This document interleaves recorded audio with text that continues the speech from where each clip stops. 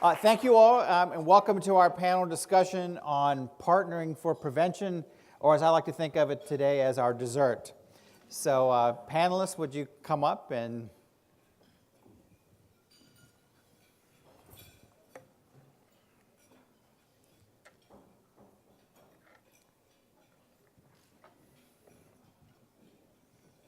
So, I'd like to introduce you to our panelists. Down here on this end, I'd like to introduce Paul Gianfrido, who's the president and CEO of Mental Health America, or MHA.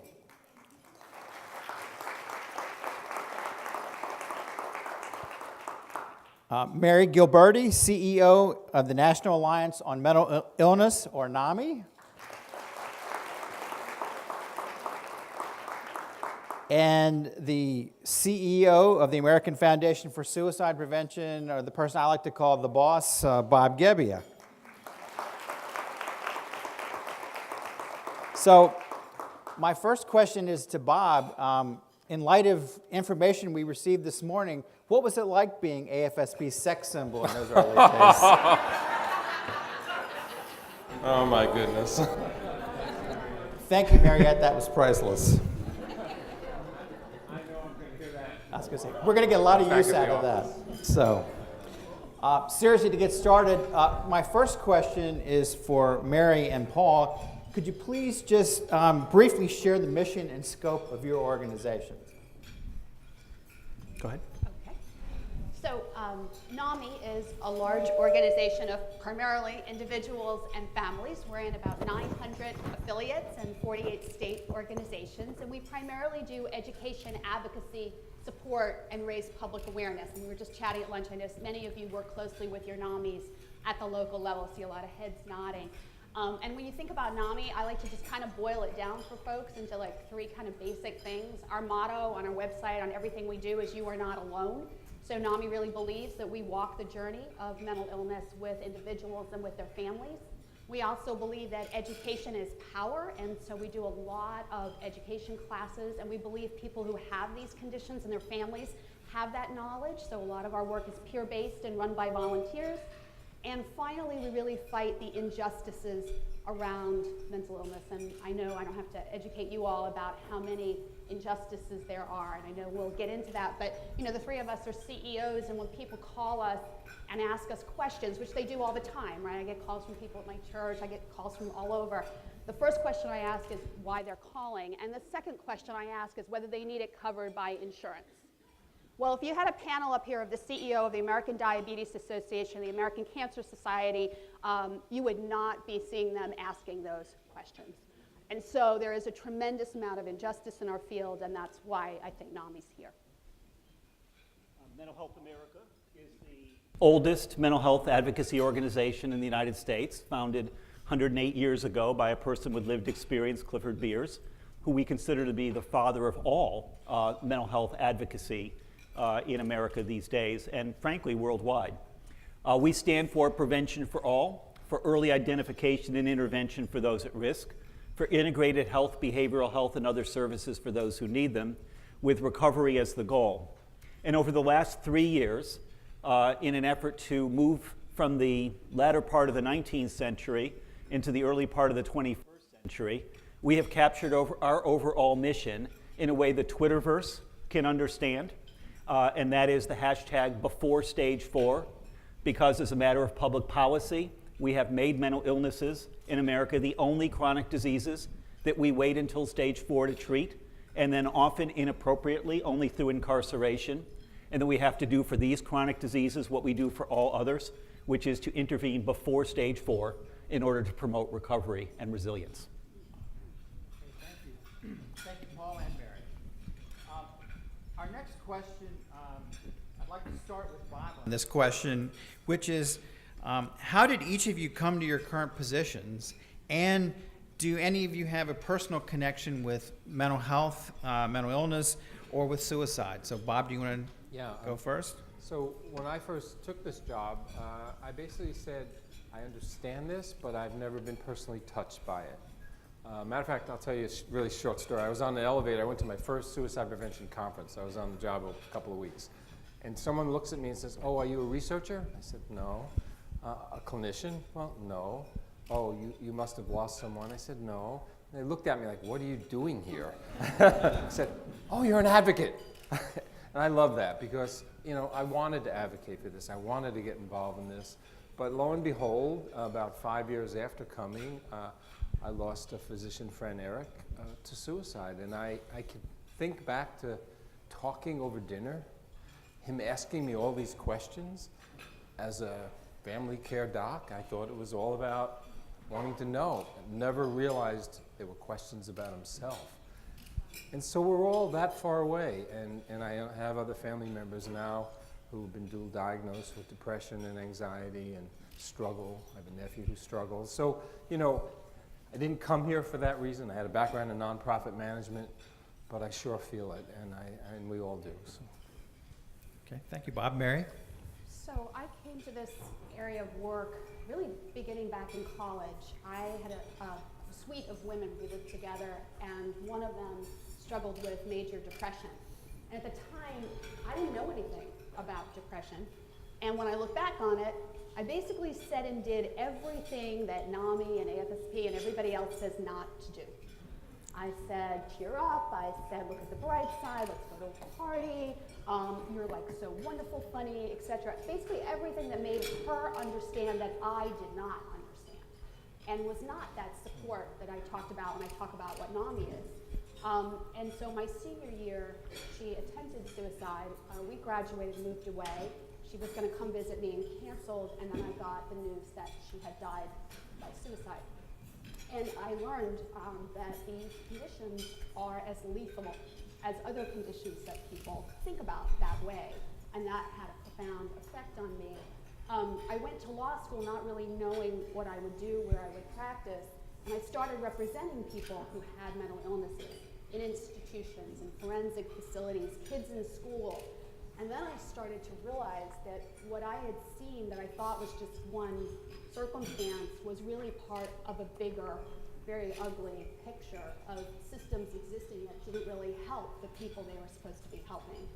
And that sort of put me on this path that I've been on since that time to really advocate and try to make a difference, try to be there for people, be a better support than I was at the time, and then also address some of the issues that I saw even as a very young lawyer, and unfortunately, can tell you today, still see in the way that people were treated. Okay, thank you, Mary. Paul? Well, I have a son, Tim, who is now 32 years old, who has schizophrenia. He's had schizophrenia since he was 5 years old. I consider Tim one of the lucky ones because Tim has been trapped in the revolving door of homelessness, chronic homelessness, occasional hospitalization, and frequent incarceration since he was an adult. His two most common addresses during his adult life have been the San Francisco County Jail, which is where he is today, literally today, and the Del Valley Jail outside Austin, where he's also spent considerable parts of his time. I say lucky because as tragic as Tim's story is, it's not as tragic as many of the stories of practically everybody in this room. And so for us, there's always hope. There's always hope.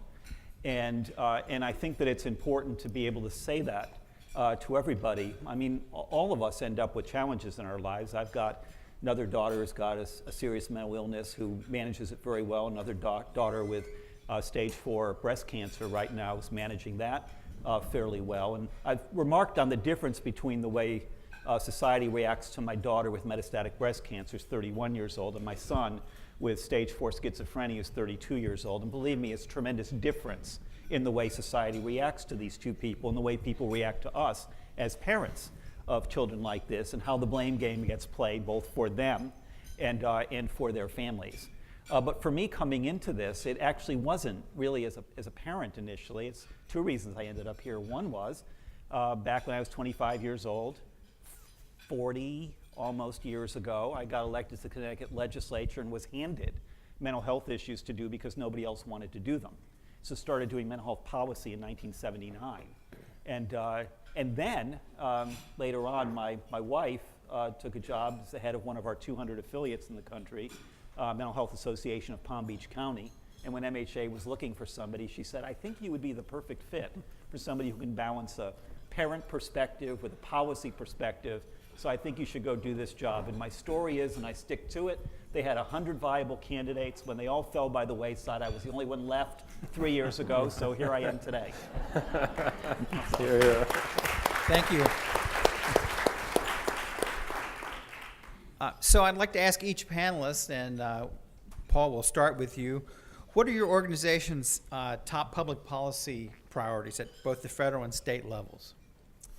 Well, we've got to implement effectively the foundation that was laid in the 21st Century Cures Act, which really is transitioning the mental health system from a system that was primarily seen as a public safety system, where the responses needed to be in the public safety arena, into what is a public health and health care issue, where the responses need to be seen in that arena, because we don't promote recovery by institutionalizing people in jails. No matter how good those jails are, neither Travis County nor San Francisco County has been terribly effective at promoting recovery for my son Tim.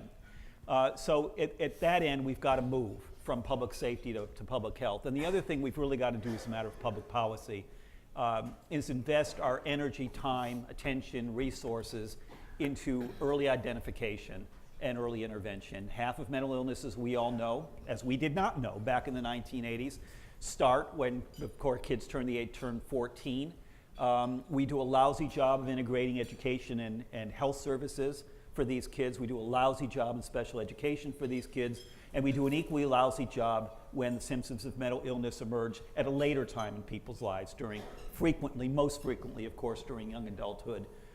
And so at the two ends, to promote recovery, we've got to think public health, not public safety, and to promote true changes to trajectories of lives, we've got to learn to intervene at stage 1, like we do with cancer, diabetes, heart disease, and other chronic conditions. The way we do that is through ubiquitous, widespread behavioral health screening.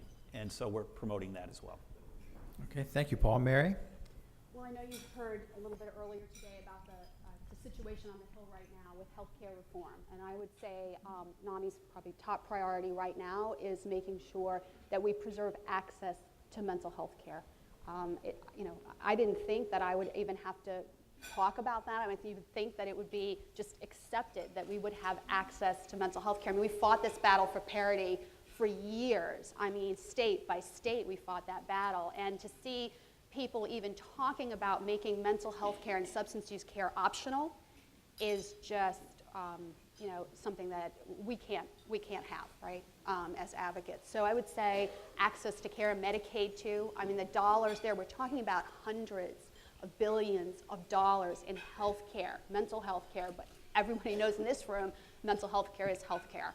And so that is our priority right now. I know it's going to be something that you will be talking to your representatives and senators about. It is crucial. It's important for the reasons that Paul already talked about, which is, the criminal justice issue of at least many, many of our states. You asked about state policy and federally. We care a lot about the fact that many people are in jails and prisons instead of getting the health care that they need. NAMI does a lot of work in crisis intervention training, which is for police officers, so they know how to respond when they're called upon, and that's an area that we work on both state and federally. Appropriations is a big issue that you'll hear a little bit about the research dollars involved, but there are a lot of programs that are at risk in terms of jail diversion programs, CIT programs. These are Justice Department programs. There's housing. NAMI does a lot of work to try to make sure people have safe places to live with the proper supports that'll help them in their recovery. Those issues are coming up on the Hill too. Will there be sufficient funding for that? And with respect to early intervention, NAMI's been working a lot on early intervention in psychosis. As you may know, people who are diagnosed with psychosis have very high mortality rates from a number of causes right after that. So NAMI's been promoting a lot of energy and resources into providing the right supports in that instance. We're doing work on mental health caregivers and on veterans as well, and we can talk more about that either in the Q&A or as we go. Okay, and even though we're spending these 2 days talking about our priorities, I think it'd be really interesting to hear from you, Bob. Well, I think the thing that is, is so clear is how much we share in terms of the things we want to advocate for. You know, we keep doing programs, educational programs and so on, that say, seek help, get help, treatment works. You know, all of those messages, try finding treatment, try having affordable treatment, find a provider that will take insurance, you know. So there's so many issues in terms of the access to care. Clearly, the battle right now is not to lose any ground on parity and insurance coverage and Medicaid, so that those that have gained that don't lose it. But even with that, let's assume for a moment we're successful. It's still not working well. And there's so much more we're going to need to do, but we can't lose ground either. So I certainly agree with Mary and Paul on that. I'd say the other thing, though, for us, which maybe is a little more of a niche, is it's just unacceptable that our federal government, and states too, but let's focus on federal, invest so little money on suicide and yet prevention, and yet, you know, it's a leading cause of death. It's just unacceptable.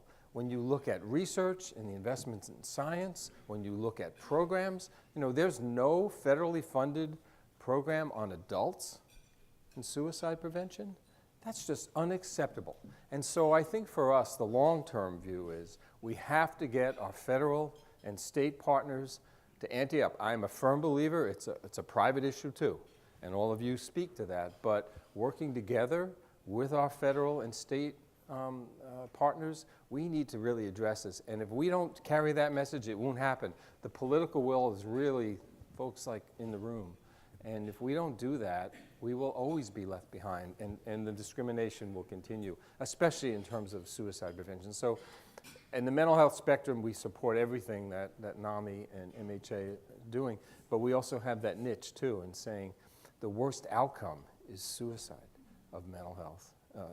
So, you know, I think that we work together well, and we need to carry these messages, but boy, I'll tell you, they have to ante up, or we will not be able to reduce the rate.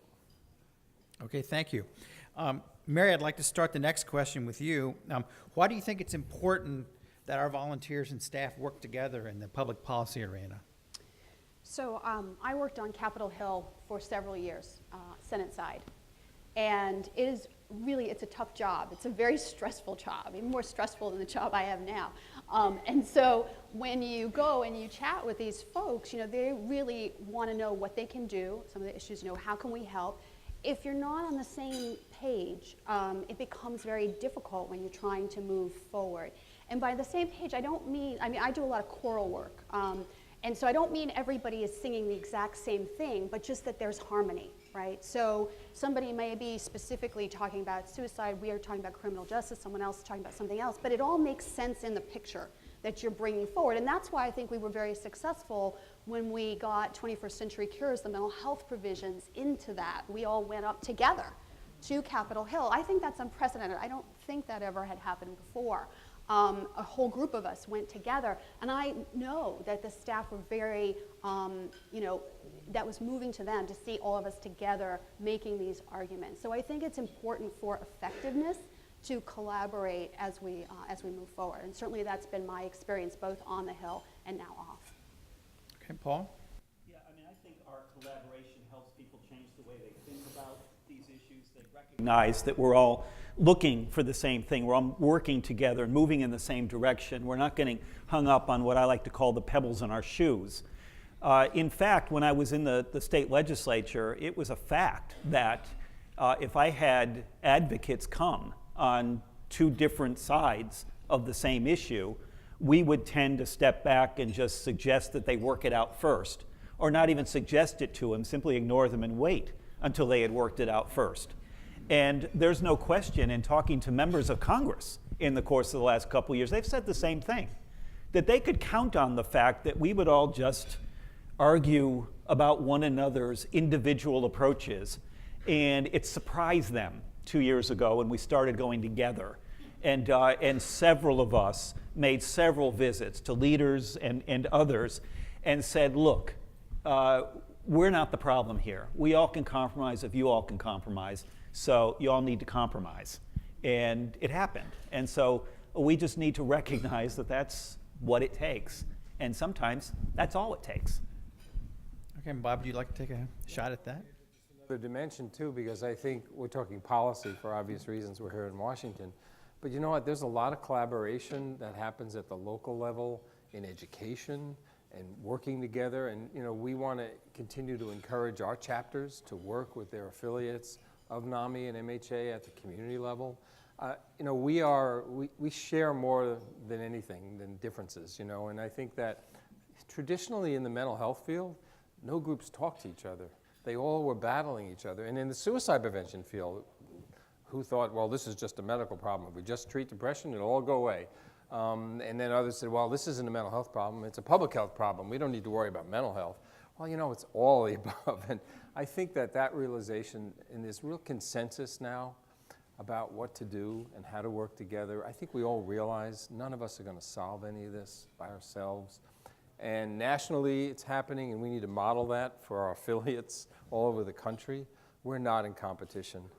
We share in the glory if we really have success in terms of improving people's lives with mental illness and saving their lives. So I think the message is clear.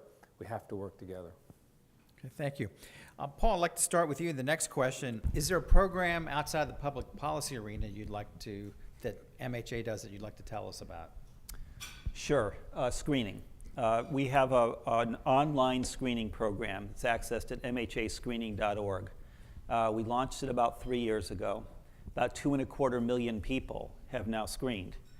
And we have one of the largest databases anywhere of a help-seeking population that has not yet been diagnosed with any mental health concern or condition. We've had more than 1 million screens on the PHQ-9, for example, that have been completed. And because we have so many, for the very first time, we're able to start looking deeply into those data and into those screening results. And we think identify not just, for example, in the case of suicidal ideation, but what may be the persistent precursors that people describe as the feelings they've got prior to suicidal ideation even emerging. It's consistent with what Mary was talking about in terms of their interest in first episode psychosis and in the community of scientists that is looking at how do we image the brain, how do we look at factors that persist or come to be before we've recognized actual symptoms. In the case of children, for example, conduct disorders are often the first things we identify in them, conduct problems, but those are the last things they're reporting to us in the screening of things that are bothering them, that are causing them to worry about their own mental health, even when they're very young children who are taking this screening. So I like to talk about that program, not just because it's available and it's free and it's a resource 3,000 people a day are using, but it is also an opportunity to take a look at and understand a population where 3/4 of the people screening are under the age of 25, just as 3/4 of the people are under the age of 25 when symptoms and signs of mental illnesses emerge, that 2/3 of those people, fully 2/3 of them screen as positive or moderate to severe for the condition for which they're screening, but 2/3 to 3/4 of those people tell us they've never been diagnosed before. So they're not in health providers' databases, they're not in insurance companies' databases. These are people who are in the earliest stages. Talk about before stage 4, the beginning, stage 1, and an opportunity for us to work together to figure out how to intervene more effectively at the earliest possible time, as I say, to change trajectories of lives. So mhascreening.org. Okay, thank you. Mary. So I'll start with a booklet we've put out called Starting the Conversation. And I happen to have a senior graduating and going to college, just turned 18. And as many of you probably know, your legal rights change quite a bit when you turn 18. And so one of the issues that we wanted to address, we've seen a lot of problems between family members and individuals with mental illness around, information sharing. And so what we're doing with this booklet, which you can download on our website, if you go Starting the Conversation in NAMI, you will find it, is really help both sides have that conversation and fill out some paperwork, which I already have done and I'm going to be taking to my daughter's school, and urge others, if you know folks who are in that circumstance, to be looking at that, because we're trying to get ahead of those issues and really start the conversation early about sharing information, talking together, so there's not that issue later. We hear from so many people, I had no idea something was happening. You know, talk early about that these conditions onset when they do, and when you go to college, this could happen, and have that conversation. The other program I just want to mention really quickly is called Ending the Silence, and that's at your state and local area levels. Many of our state and locals are implementing this program in schools. It's a 50-minute presentation. The secret sauce that people talk about is the young adult who does part of that presentation with another presenter, talking about warning signs, talking about how to help yourself and a friend. We also do that same program for the parents and for the school administration to try to make sure that, again, unlike what I had experienced, that people know how to be supportive in that community and help people find assistance. So the program's called Ending the Silence, and we've just rolled it out nationally. One of our locals had done it for quite some time, and so it's just starting to move nationally. Okay, thank you. Bob? Interesting, because I think talking about this real consensus, the program I want to mention would fit so well with what you're doing in Ending the Silence and the screening, and that is we are investing with the JED Foundation into a major public service campaign, ad campaign, with the Ad Council. So it's a three-way partnership, JED, AFSP, and the Ad Council, and the target population is those who are 16 to 24, young adults, with the sweet spot being those transitioning from high school to college or work or wherever they may be going. And so the message is going to be aimed at peers. So again, it fits exactly with what both of you are saying. How do we empower the peers to take the step to help their friend? And we know from some of the data that there is some differences in this generation about how they view emotional health. They're more open about it and all that. But at the moment of crisis, they act just like prior generations. They become immobilized, they don't know what to do, they don't know the language, they're afraid of losing the friendship, all of the barriers come out. So this is going to be an effort to try to change the culture on that. It'll be at least a 2-year campaign. We already have a major commitment from Facebook to promote this. We think that's going to bring many of the other social media companies into this, and we're excited about it. Again, we want to drive people to how they can then learn what to do to be able to intervene and help their friends. So it really fits nicely, and we want to have other partners in this campaign. So as far as MHA and NAMI, it'd be great to have you part of that. I should have mentioned the JED Foundation as a partner on our Starting the Conversation work. It, again, shows how we all are kind of coming together, you know, and I think it's good. Okay, thank you. So we wanted to give you an opportunity now.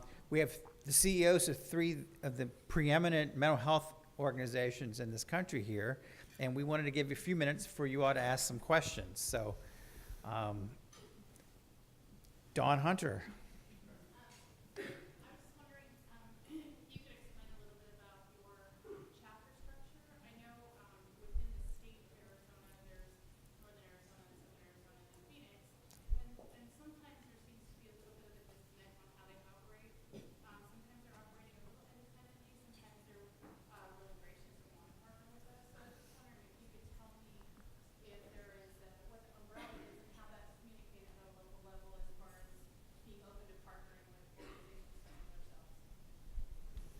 Who wants to go first? Oh, okay. I was like, I'm looking at you. Yeah, we don't I have know. that. Where is My, Jeff part, Nazar? my affiliates work with everybody right now. No, that's okay.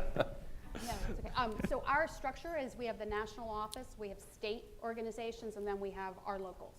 And so they are separate 501c3s from us, but we obviously charter our states and locals. And then we have partners that we work with. They're very aware of the different work that we do. And they also make choices about the issues that they are bringing forward in their local communities. And depending on their capacity, we have extremely large affiliates, and then we have much, much smaller affiliates. So they have to look at their capacity and sort of make decisions about what within the universe of things that we're working on they choose to work on. But we do make them very aware, like some of the programs I just talked about, and they have choices. We have 10 signature programs, and they can choose among those. So some will do Ending the Silence and some will not, and they do have that choice. Okay. Paul, you want to take a crack at that as well? Happy to. Just we have 200 affiliates around the country, and they tend to work and very happily work very closely with other organizations as well. And so I would encourage you, if you haven't reached out to them, they haven't reached out to you, and we have an affiliate in the area, to use us, in fact, nationally, to facilitate that kind of interaction. And I do a lot of traveling in my job. Again, our affiliates are all independent 501c3s also. And what I find at the local level is a tremendous amount of cooperation and collaboration, and particularly actually on the part of MHA affiliates and NAMI affiliates. And I actually promised a couple that I was with 3 weeks ago that I would needle Mary about this the next time I saw her. And since it happens to be a public occasion here, is the next time I'm seeing her, I get to needle her in public about this. But my Hawaii affiliate invited me out 3 weeks ago, and Mary's Hawaii affiliate had me speak to their state conference as well. So I got to do Hawaii. Wow. That sounds like, Mike's already going to lobby me to go to Hawaii next, right? no, I was with I'm going. APA for our American Psychiatric Association colleagues. So, and I'd like to say, let me speak for a minute about AFSP's chapter structure, is that we have a little different structure. We function under one single 501c3. So we all know that when Bob says something, every chapter immediately runs and does it, right? And so the key takeaway here is, regardless of the structure, it's all about building relationships at the local level. And we encourage you to go out and meet with your counterparts at NAMI and MHA and any other organization. Any organization that wants to work with us to prevent suicide, we want to work with them. So this question over here first. Stand up, say your name and your question. Hi, I'm Catherine from the LA chapter. I'm curious, does the MHA screening program, does it put individuals in touch with mental health care providers? And what other sorts of things are you doing with that data? I'm a researcher, and that sounds like a really powerful data set. Well, I would encourage you to speak more with Teresa Nguyen in my office, who actually is out in that area, and we have a very strong affiliate in LA, about how you may be able to work with us to use that. We do actually promote follow-up to screening. One of the things that we're building this year is a new, what we're calling an S2S, Screening to Supports platform, because screeners have identified, we allow people to screen anonymously, but then we ask them some questions to pull demographic information and also what follow-ups they want. So they've identified 4 domains in which they want follow-ups: information, education, referrals, do-it-yourself tools is third, and engagement with peers or people like them. So we've actually, we're very proud of the fact that we've gotten significant seed funding from a health system, Sutter Health in California, to help build out Screening to Supports even more. Then we make it a more robust environment so people will get more targeted responses or referrals to those particular things based on what they want.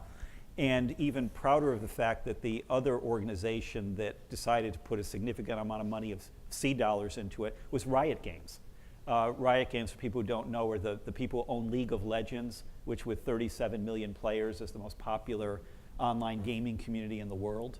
And they chose us last year as one of 4 charities internationally for that Screening to Supports, or S2S program, to promote, largely recognizing, because they're the people who play video games told them this, that when they asked them what they were most interested in the North America, mental health was second. It's like the environment was like the first thing they picked.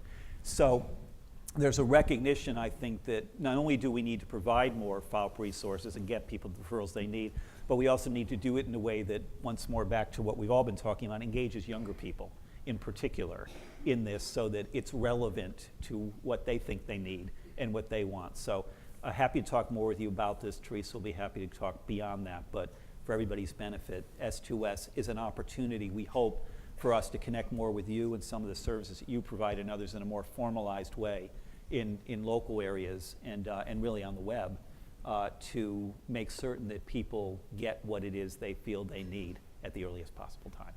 Okay, thank you. I've received word from the boss that we need to wrap up. So the boss, in this case, being John.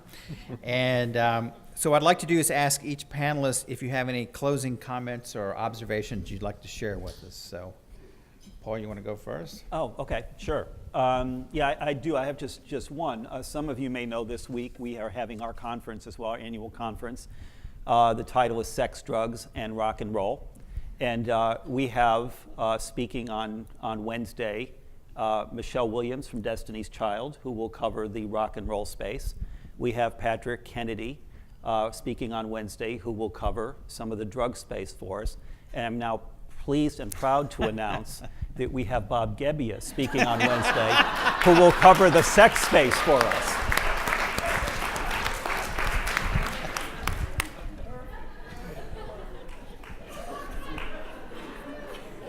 Okay, Mary? Well, I don't know how I top that. We do have our conference at the end of the month, if folks are interested, but I really just wanted to comment on the fact that I think people don't really talk as much about how much suicide is an issue for people with some of the most significant mental illnesses. And when I just recently saw a paper talking about the mortality rate of people the year after they're identified with psychosis is the same as a 70-year-old.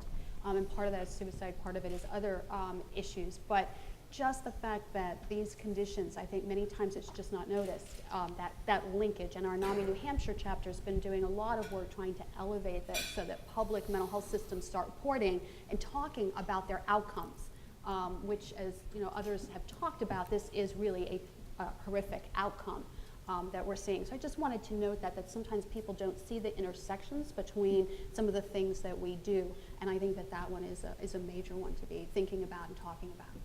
Okay, and Bob? Yeah, I want to express my appreciation to both Mary and Paul and their staffs, because the policy folks all work really well here in Washington on their staff with John and his team for their collaboration and their friendship and the kind of communication we now have, which frankly didn't exist even 5 years ago, let alone 20 years ago. And I think that makes me hopeful because if we band together, we are strong. And I do think that is going to change things. And I think we're at it. I know it's an overused term, but I think there is a tipping point. And I think we're at it. And we could make the wrong decisions and the teeter-totter will go the wrong way. But I'm really optimistic that this is not going to change. We're going to go forward. It's not going to go backwards because there are voices now. And families and folks are speaking up, whether it's about their own mental health conditions, about their loss, about their struggles, whatever it may be, they're speaking out in numbers we have never seen before. I think it bodes well for a future, and I do think it'll bode well for not only our goal, but a day where suicide is not the answer and people will get the help they need. And I just am encouraged by what we're all doing, and we have to keep doing it. So thank you both. All right, thank you. And thank I'd like all to of thank you. all three of our panelists.